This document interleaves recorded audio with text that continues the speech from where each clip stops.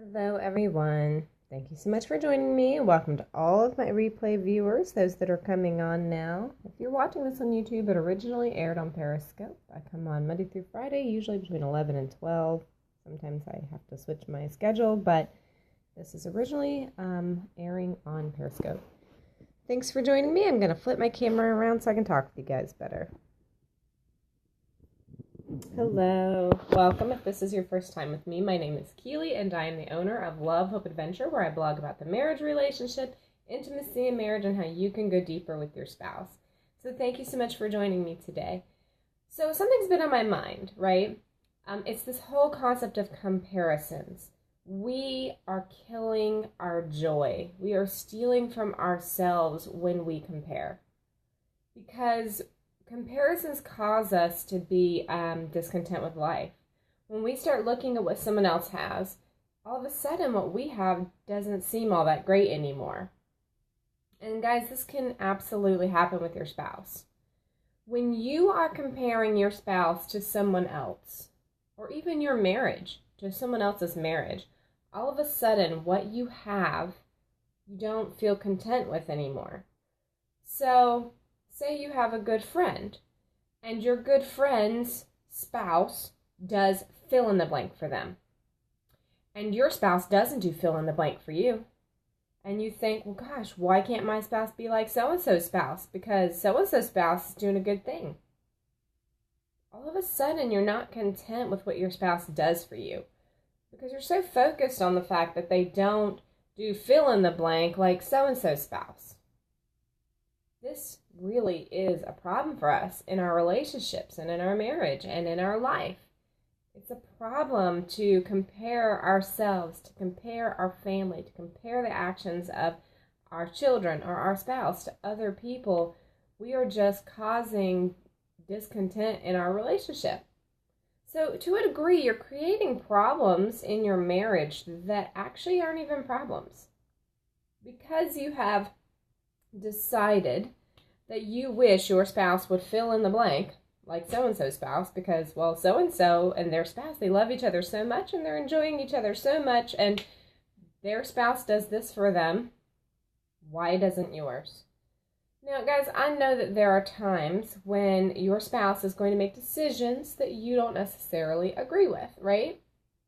Sometimes your spouse may have habits or things that, man, I just really wish that my spouse would cook dinner for me every night.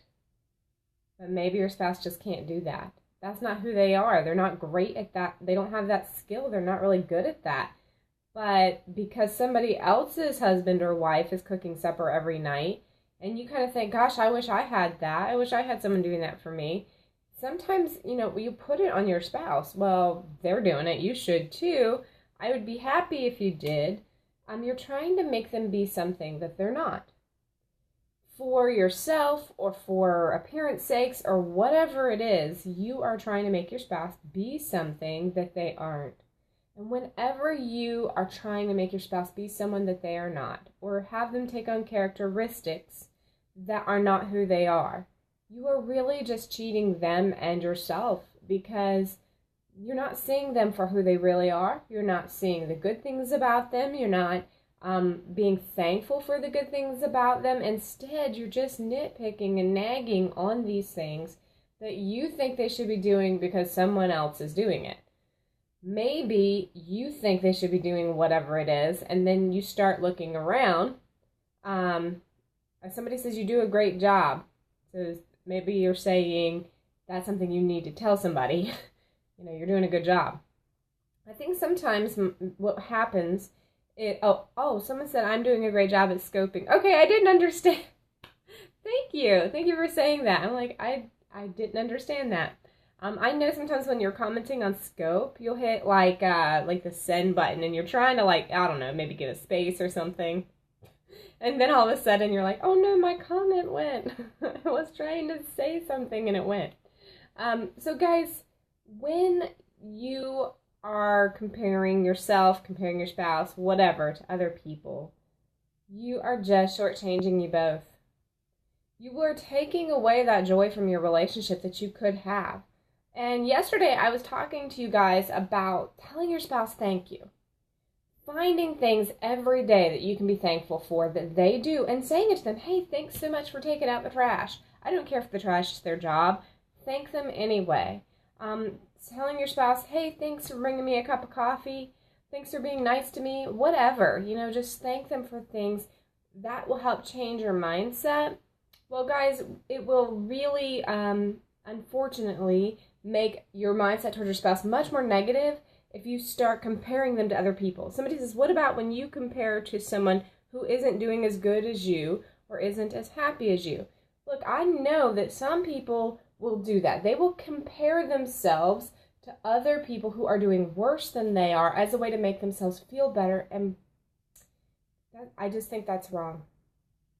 That's wrong, because I'm going to tell you guys something. The only comparison that you really have to make is yourself next to Jesus. That's it. You should not be comparing the good or bad of yourself to other people so you can feel better. The truth of the matter is, guys, all of us are not worthy. All of us are not worthy of grace.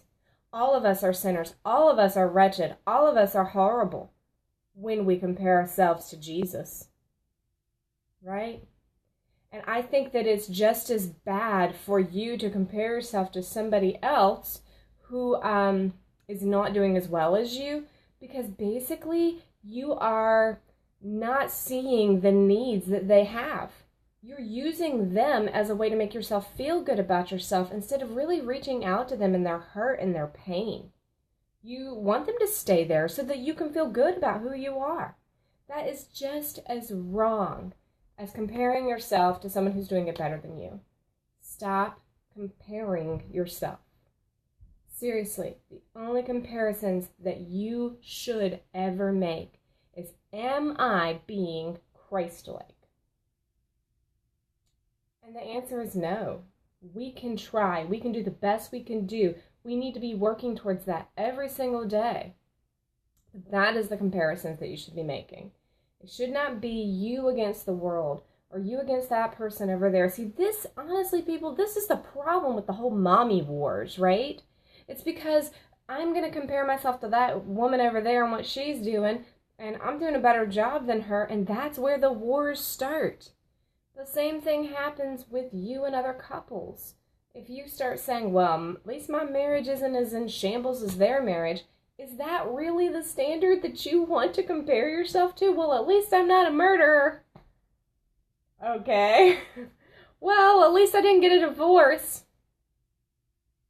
So what? The question is, are you the person Christ wants you to be? No? Well, then you are not done. You have not arrived. You are not there. What you have to do, and your spouse has to do, is be who Christ wants you to be. And you honestly can't make your spouse be who Christ wants them to be any more than you can make somebody else that. All you can really focus your attention on, guys, is yourself and your relationship with Christ. Am I being Christ-like in my marriage?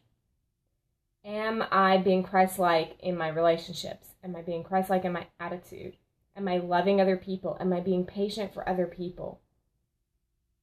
Why would you tear down someone else who isn't doing it as well as you? And who are you to even decide that you're doing it better than someone else? Honestly, comparisons are bad, people. Just quit it. Just quit it. Because none of us are better than anybody else. You know why? Because we're all sinners. All of us.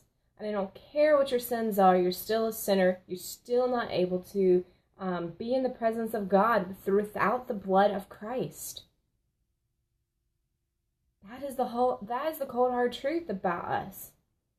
And it isn't good for us to be comparing up, down, either way, guys. It isn't. It's not fair to the people you're comparing yourself to. It's not fair to you. You're just shortchanging yourself. You're shortchanging the other people around you. So that's my encouragement for you today. Quit the comparisons. And if you have any questions for me, or you want to chat with me more about this, or like, hey, I didn't understand what you said on this, or maybe I don't agree, or whatever, always email me, Keely@lovehopeadventure.com, and you can always check out what I've been blogging about over there, lovehopeadventure.com, and sign up for my newsletter, because then I send you out an email each week with some stuff that I may or may not put on my blog. Then I give you a few links to my website. So guys, don't forget to do that. Go to my newsletter page, lovehopeadventure.com/newsletter. I will talk with you guys hopefully soon. I hope you have a wonderful weekend. And I know it's a holiday weekend for a lot of people. Somebody says thank you that they needed to hear this. You are welcome. And guys, I'm going to be honest with you. I'm always going to give it to you hard. Man, I'm not going to mince my words whatsoever. I'm just going to tell you the truth. Just going to tell you the truth as plain as I can. So that's what I have for you guys today. And I hope you have a wonderful weekend. And I may or may not get on over the weekend. I know I normally don't. But at this point, Monday looks like a normal day. So if I don't see you Saturday and Sunday, I will be on Monday. Have a great afternoon.